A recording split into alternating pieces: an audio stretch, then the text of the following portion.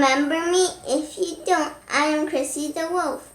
Remember I taught you how to make a dog and a fox face? I am going to teach you how to make a koala face today. All you need is a piece of square paper and a marker. Now follow me.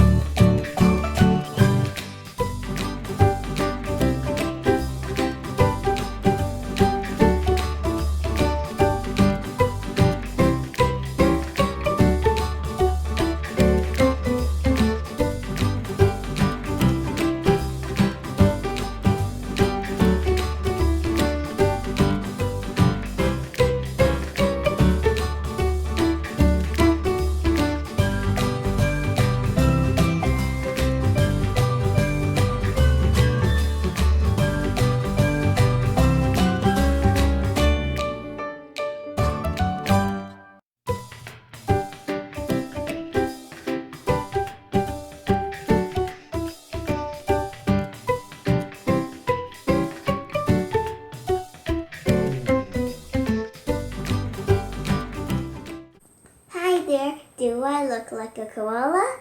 Since Halloween is coming in 2 days, maybe I can use this and dress up as a koala. What do you think? Have fun trick-or-treating!